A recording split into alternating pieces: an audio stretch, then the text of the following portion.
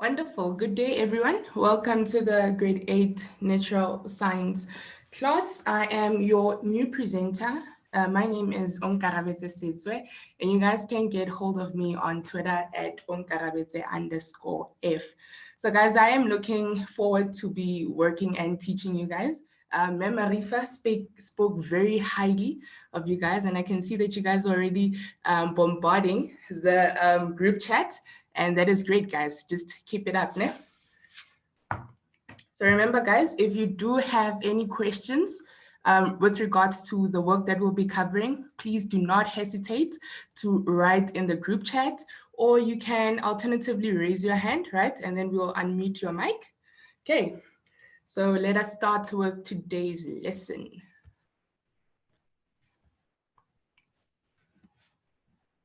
Okay, so I'm just going to do a quick recap, and I just need us to focus on this particular mind map here. Don't mind the blurry writings there. Okay, so you guys have already dealt with atoms, right? You looked at the building blocks of matter, right, which is atoms. We looked at the subatomic particles and elements and compounds, right, differentiating between a pure substance and mixtures. Great. And then you also looked at the particle model of matter. You went through the concept of the particle model of matter. You looked at diffusion. And today we'll be revising change of state. Okay. And then hopefully by Friday or Monday, we will look at chemical reactions. Okay, so now let us look at the concept of the particle model of matter. So guys, remember, this is just a quick revision. You guys have already looked into this in detail, right? So we use models to represent ideas that are difficult to understand, right? Or if the objects are too big or too small to clearly imagine. So basically, a model is a theory or idea that helps us to explain how something works or could work. All right. So now let us look at the particle model. So this is a model which explains how matter is structured, right? And the particle model says all matter is made up of extremely small particles. The particles have kinetic energy. They are in constant motion, right? And then the particles are held together by forces. Okay, and then the particles are not very close together. There are empty spaces between them. So in the particle model, what we see there is the arrangement of particles. We see the forces which are present between particles. We see the energy, right, of the particles. Okay, so that is very much important to note, guys. And also just another thing, guys, if I am going too quickly, just please indicate for me at those, using those participant icons, which says go slower. All right. Awesome. Okay, cool. And another thing that we also need to note about particles is that we can't see them. So the particles that make up matter, us as human beings, we cannot see them with our naked eye. And hence we use the particle model to explain what we observe about matter.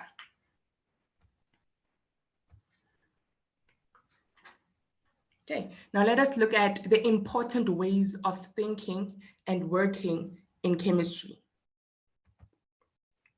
Okay, so firstly, guys, we have what we call the microscopic level. And this is where we observe something. We observe with our naked eye.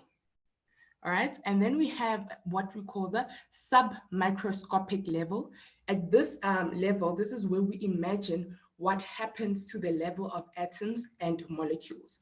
And then we have what we call the symbolic level. This is where you communicate or explain what you have observed using symbols or words. Okay, so in every chemistry procedure, right, you need to use these 3 levels. So you write what you observe, you imagine what is happening to the atoms and molecules and particles of the particular matter that you're looking at, and then you communicate it, right? You communicate using symbols or words.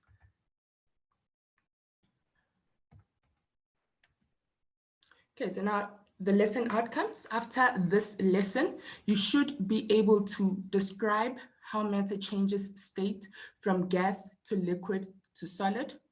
You should be able to explain how matter freezes, solidifies, evaporates, melts, and boils. Okay, so guys, if in examinations you are asked to describe something, if a question pops up and they ask you to describe, that means you need to give details about that particular subject. All right, so you need to give details if you're asked to describe. And then if you're asked to explain, then you need to give reasons as to why this is that or that is that. All right.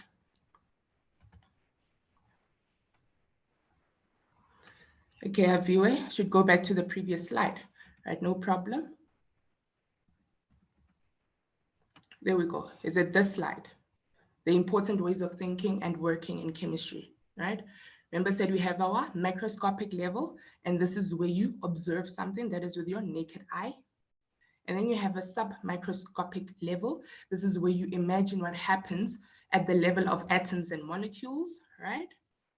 And then we have our symbolic level. This is where we communicate and explain using symbols and words. All right. So if we can just use an example of the different levels, let's use an example of a bottle of water. So we know that a bottle of water has water particles or water molecules present inside. So what we observe is we have a bottle of water, right, which is in liquid state, and that is what we see. And then once we put our water into a freezer and take it out after a few hours, the bottle of water now is iced, right? And then now we need to explain at the submicroscopic level, or rather imagine what happened to the atoms and molecules, right? How did it move from being a liquid to a solid?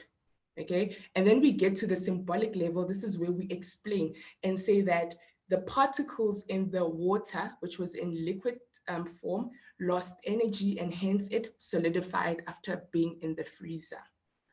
All right, Abdul, are we good? Can we move on? All right, beautiful. Okay, so already dealt with the lesson outcomes. Okay, so now I have a question for you guys. What happens when cheese melts? I need you guys to take me through a process of cheese melting. It could be cheese in your sandwich, could be cheese on your lasagna, but I want to know what happens when cheese melts. So guys, remember, you can use the group chat to send through your answers, or you can alternatively raise your hand and then we'll unmute your mic and you can give us an answer.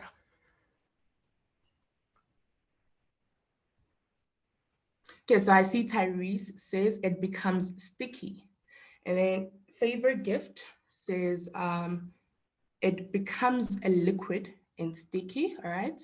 Then I have Mike who says it loses its shape. And then Tanisha says it becomes runny, then hard, all right?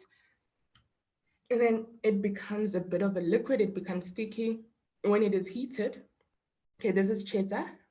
Says when it is heated, it loses energy and becomes a liquid. And then Nkantla says the radiation from the heat source changes its shape. So beautiful, guys. What I've noted from the answers that you guys are raising is that there is heat involved. And then there is also a change of state. So it moves from being a solid, as we can see in this picture here, right, into it being a liquid, right? It becomes runny, as some of you guys also explained. And what is important there is that heat is applied, right? And when we apply heat, we basically raising the temperature of the room temperature where the cheese will be placed, right? So for example, we could use a toaster, right? That would be our heat source. And then our cheese would become something like this. Okay, sorry guys, if you hadn't had breakfast, sorry for the picture.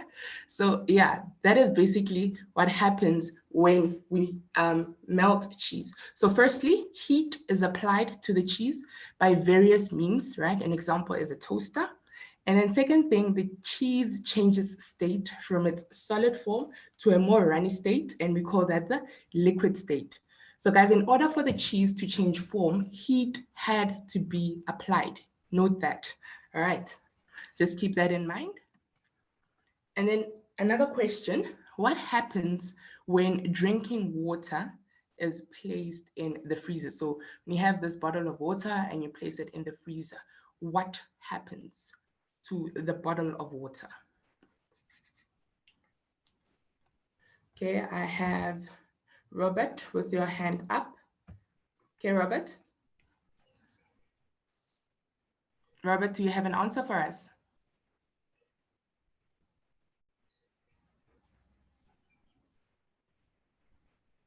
Robert, your mic is unmuted. Can't hear you.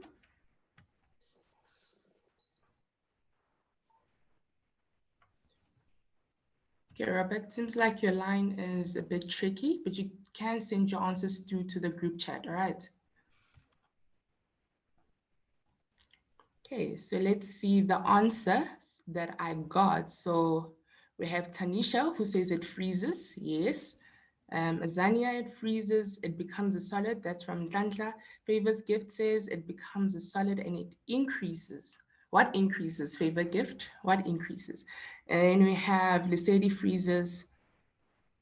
Okay, Mike says the water changes from a liquid state to a solid state. Okay, nice. The freezer freezes the water and turns it into a solid form called ice. I like that you're mentioning the freezer. You're mentioning the role of the freezer there. Okay, and then Cheza says to go from a liquid to a solid, the process is called solidifying. Yes, solidification is still taking place. All right, so most of you guys said that we have what? A process of the drinking water turning into a solid form. Basically, it is freezing. So what is also important here to note is that the freezer, right, it has a lower temperature, right, than where the water is previously as a liquid. So you need to note the role that the freezer plays in solidifying the water. Okay, so that means that it is cooling. It is a cooling state in the freezer because, as you guys know, it is very cold in the freezer, right? The temperature in the freezer is very cold, and we would get something like this. Okay, so now a question for you guys is that what happened to the molecules, right, in the water for it to become like this? What happened to the particles or molecules of water in order for the water to move from a liquid state to a solid state? What happened to the molecules? Can anyone give me that answer? Okay, I think Lantla saying the freezer freezes the water molecules and changes its state of form. Okay, and I have Favor Gift saying that they moved closer together, and that is beautiful. Thank you guys for the wonderful answers. And indeed, that is what happened to the molecules, right? They lost energy, okay, and they moved closer together. So they were not moving around more, as we know in the liquid, because they're in a freezer, right? So they moved closer and it becomes thick. Beautiful, guys. The molecules move closer together. Yes. Great. So now we're going to look at change of state. So basically from the examples that we have went through, right, we have noted a change of state. So remember, the cheese was in solid form and it moved into a liquid form. And then we also have the water, which was in liquid form, that moved to a solid form. All right. So for matter to change from one state to another, its particles must gain or lose energy. Remember when we looked at the cheese, the particles of cheese gained energy and our heat source was the toaster, all right, or our energy source was the toaster. And then in the water, our energy source was the freezer, and that made the particles to lose energy. Right, is everyone following? No one is lost, right? We're all together? Beautiful. So remember, guys, if you do have any questions or if you need me to repeat anything, don't hesitate to write that down in the group chat. Okay. Awesome. Okay, so now let us look at the particles. So we have particles here in a solid form, and we know that particles in the solid form are closely packed together. All right. And then when we add energy to the particles, they will move to the liquid state. So guys, just note that we are adding energy. Okay. And then when we continue to add more energy to these particles in the liquid form, they will go into a gaseous state. So remember, guys, our sources of energy can either be adding heat, right? And if we want our particles to lose energy, we cool them down, all right? So we lower our heat source, we lower our heat, all right? We lower the temperature as well. Okay, so in order for particles in solid form to move to a liquid form, we add energy. And if we want our particles to go into a gaseous state, which are in liquid form, we increase the energy of the particles and they will move into a gaseous state. So now when we are in a gaseous state, we need to remove energy from the particles in order to put them in a liquid state. And we do that by cooling down the particles. So if we remove energy from the particles in a gas state, they will move into a liquid state. And then from the liquid state, if we continue cooling the particles, they will then solidify. An example of this is what we looked at when the water moved, right, from a liquid to a solid. And we used a freezer basically to remove energy from the particles. Okay. Then I have a question here saying that, is there any substance that turns to a solid when heated? A substance turning from a solid when heated. So are we saying that the substance is a liquid and then it turns to a solid when it is heated? No, not that I know of. Not that I know of. So usually when we add heat to a substance, we are increasing the energy of the substance, right? And if we increase the energy of the particles of that particular substance, they are likely to move into a gaseous state. Because remember, if we compare energy of liquid form to a solid form, solids usually have what? Less energy, right? The particles in solids have less energy compared to the particles of liquids. All right. Okay. Let's move on and look at melting and evaporation. So when a solid is heated to reach its melting point, it will change into a liquid, right? Just like how ice melts.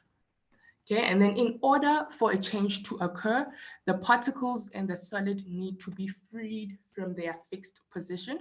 So you remember the arrangement of particles in a solid form. And then we have, or rather, when a substance is heated, particles are given more energy and movements of the particles become more vigorous and they eventually let loose from their fixed position. Okay, so guys, I just want to give you like a cool example. It's quite unfortunate that we're not together, but I need you guys to use your imaginations, right? So imagine everyone right now, all 27 of us, are holding hands in a circle, right? And we're jumping up and down. Okay, so like maybe what a referee would blow a whistle and we start jumping. We're all holding hands, all 27 of us.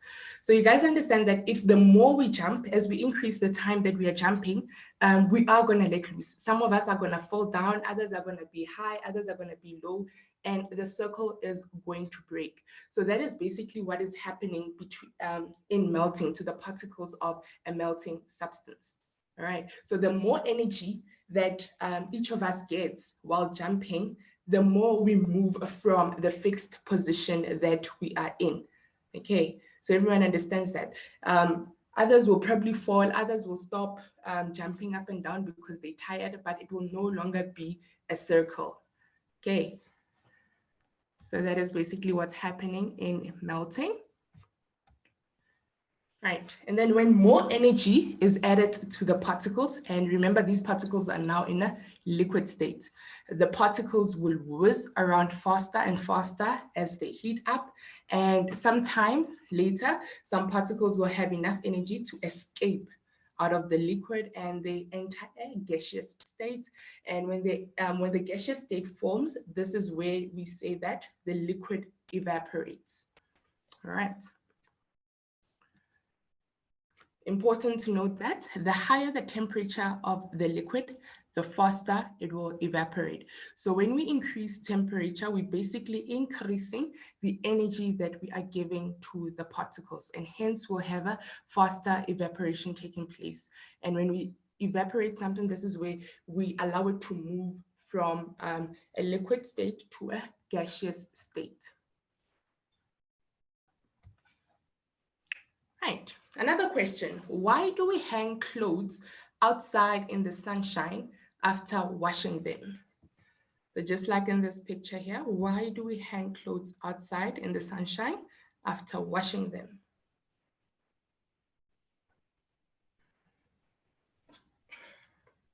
And Favorite Gift says to dry faster. And why does it dry faster outside? Favorite Gift, why do these clothes dry faster outside? Okay, I have Tyrese who says, so the sun could dry them after it is exposed to the liquid. Beautiful. So the sun is our, what role does the sun play?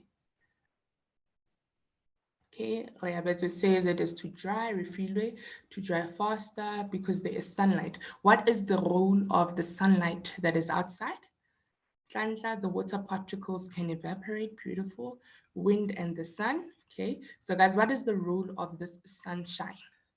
Preston, just also look at the question. We're saying that it is outside in the sunshine, all right?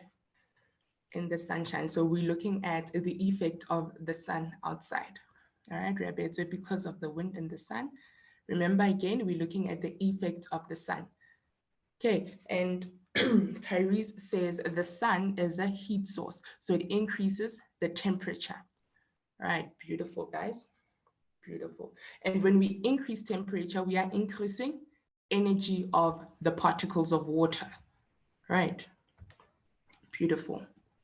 Okay, so here's our 3 points. The temperature outside is higher than indoor temperature, and hence we hang our clothes outside. Then water particles found on the clothes will gain more energy at a faster rate and eventually leave the clothes via evaporation, and then clothes dry out quicker.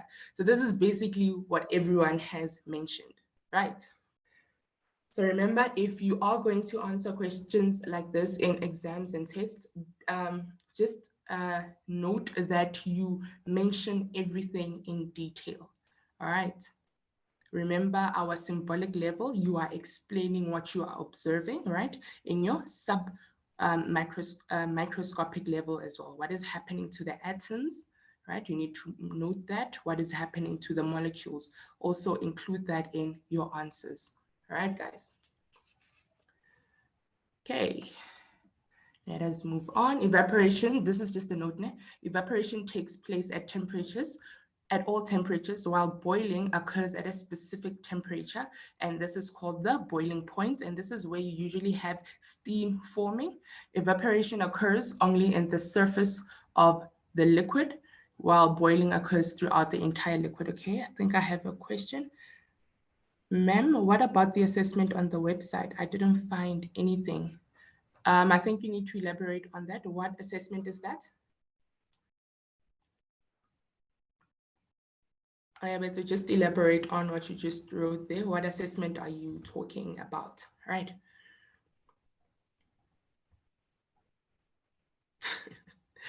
Okay.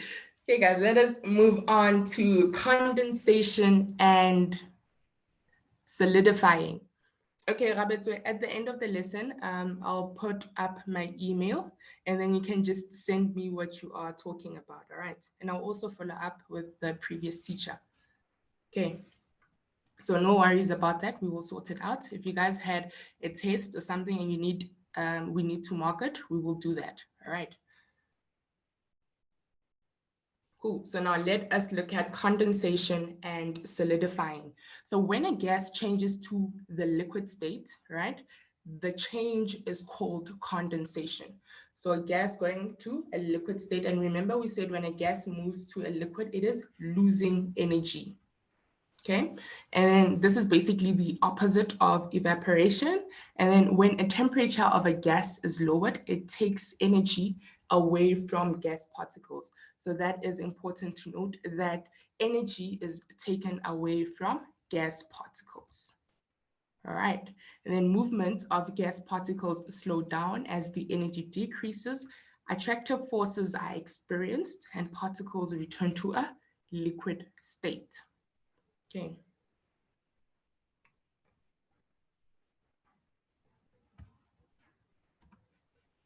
Right, and then we have here an example of birds hurtling together. Okay, so usually what happens is that when a group of birds get cold, they would huddle together, and this is basically the same way that particles, the same way that particles react, right, when they are cooled down and they condense and come together to form water droplets, and water droplets, that would be our liquid state. All right. So these are just cute little birds that are cuddling together in order to get warm because it is cold, right? So remember, this is the same way our gas particles would react if we are taking away energy from them and we are decreasing the temperature. And remember, we call that cooling, all right?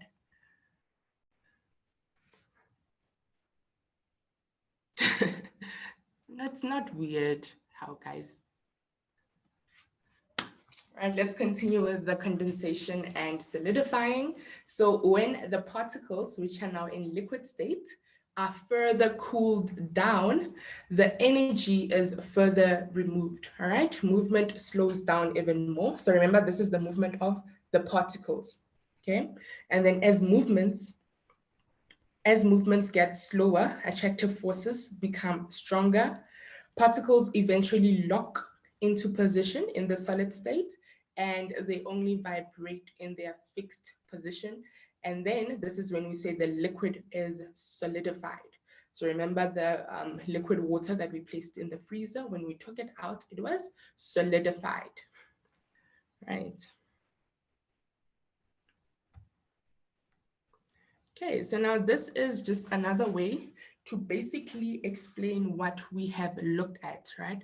It's just a graphical representation of looking at the change of states, as well as an increase in time, increase in temperature. Remember, guys, an increase in temperature is an increase in energy, okay? Just note that an increase in temperature is an increase in energy. So here we have a solid, right? Here are particles in solid form. As we increase the temperature, these particles break free, right? And they enter your liquid state. If the heating is continued with an increase in temperature, the particles will move further apart, okay? And they will reach your gaseous state. Now, if we have particles in a gaseous state and we cool them down, so guys, just note here, when we are cooling, right, you see the arrow is going down, right? That means that our temperature is decreasing. It is moving this way. Okay, I see a question here, Tyrese. So if you cool gas, it turns to a liquid. Yes, just note that if you cool particles of a gas, it turns to a liquid. All right. Particles of a gas. Yebo. Right. So yeah, if you cool these particles here, right, we are decreasing the temperature in cooling, guys. And if we decrease temperature, we are also decreasing the energy of the particles. So they will move into a liquid state and the particles will come closer together, all right? And then if we continue with the cooling, and remember, if we continue with the cooling, we are decreasing the temperature and we are removing more energy from the particles. Then they will turn to a solid and will be in their fixed position and close to one another. So in this state here, the attractive forces will increase, just as the birds, when they were getting cold, they huddled together. All right.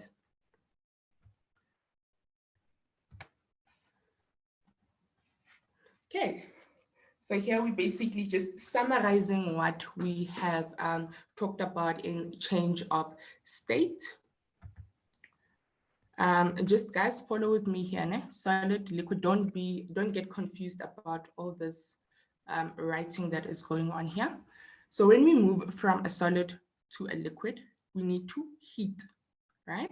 When we put in heat, then we have an energy increase, and then the solid melts. All right, so this is just basically a summary of what we have been talking about when we're looking at change of state. And then when we have a liquid here, and we want the liquid to move to a gas, heat is applied, right? Energy of the liquid particles increases, and then we have evaporation or boiling, which is taking place, all right? Then when we have a gas, now we're moving to the left, okay? When we have a gas and we want the gas to be a liquid, we cool the gas particles, then energy decreases, and then particles condense, all right?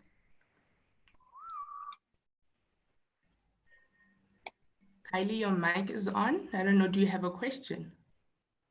All right, cool. And then from a liquid going to a solid, then we have cooling as well, which takes place, energy decreases, and finally the liquid would solidify. All right.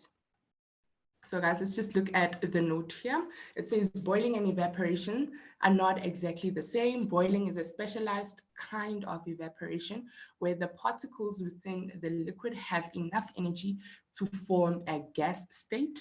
In ordinary evaporation, the particles at the surface of the liquid escape the liquid to form part of the air. Right. Okay, I think why do you say no? What's happening?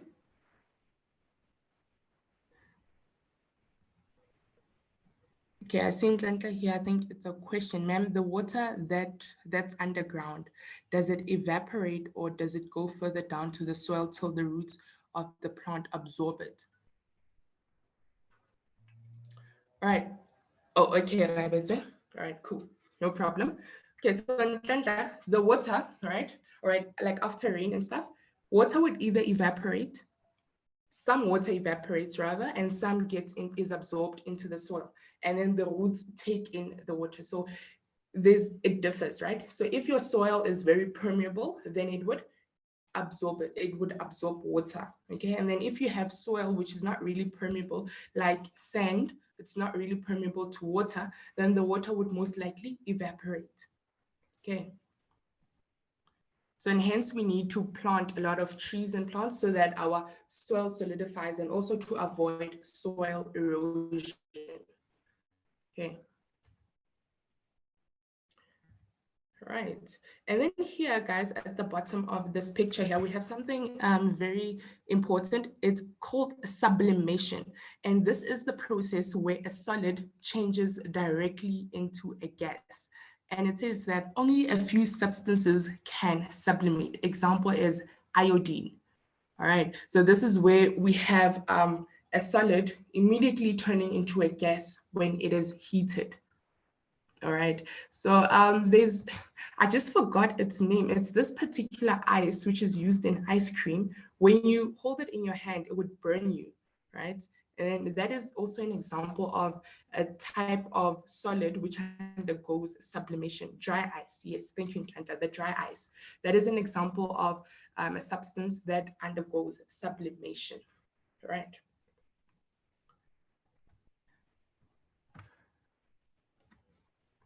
Okay. So remember, guys, we spoke about observing, imagining, and our symbolic level. So here we're also just summarizing, right? We observed heating and cooling, which can cause matter to change its state.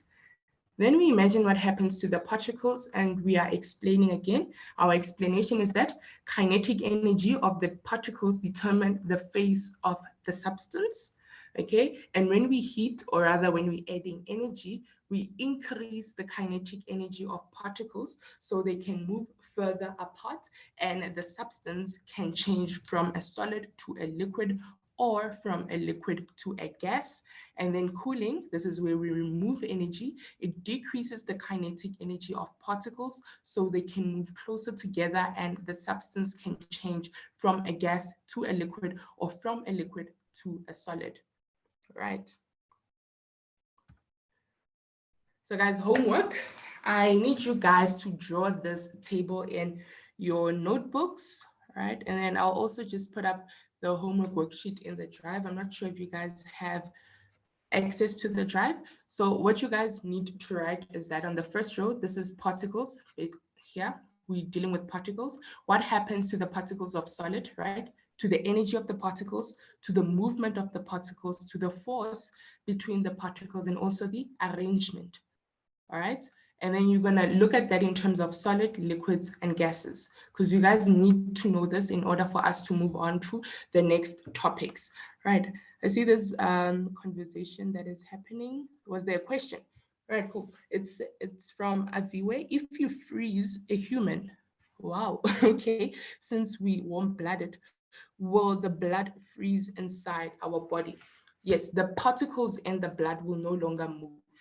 All right, they'll no longer be active. So yes, the blood also solidifies. Okay, and then Kristen says, why does dry ice stick to our tongue or finger? So it sticks. Wow, I've actually never really put dry ice on my tongue or finger, but I'm not quite sure about that one. I'll find out for you, and then I'll give you an answer tomorrow, Preston. Then Tanisha, why do you want to freeze it? Okay, wow. Okay, guys. So a human would be freezed when they pass away, all right? So when human beings die, they usually put in freezers, okay? And that is also to stop all other biological processes that might also be working once the heart has stopped, right? To stop processes like cellular respiration and any other process that might be taking place in the body, okay? Okay, Tanisha, I hope you understand that one. Right, cool. Guys, remember the homework. I hope everyone has taken a screenshot or have drawn this table in your books. Okay. And then let's see. So in the next lesson, tomorrow's lesson, we'll be looking at density, mass, and volume. All right. So guys, just read through change of state. Make sure you understand every point in change of state. And then tomorrow we're looking at density, mass, and volume. I think you will need calculators for this. So please, Yane, when you're attending this lesson, come through with a calculator. All right. Then guys, this lesson, guys, I use textbooks, the Siavula grade 8 natural science textbook, and I also used this Oxford Successful Natural Science grade 8 textbook, as well as the ACID study guide. So guys, you can also get hold of the Oxford Successful textbook and the ACID study guide from Snaplify. So all you need to do is basically download the Snaplify app on your Play Store, and then you can download various study guides for every other subject that you guys need. All right. So thank you very much for joining in on this lesson. I had a blast, guys. Thank you for the conversations that have been happening in the group chat, and see you guys tomorrow. Right. So remember, if you have any questions, do not hesitate to drop me an email. Here's my email address, onkarabete.setswe@gmail.com. If you have any questions relating to content, do drop me an email. And if you want the slides as well, just drop me an email. All right, guys. Thank you very much. Bye-bye, and enjoy your day.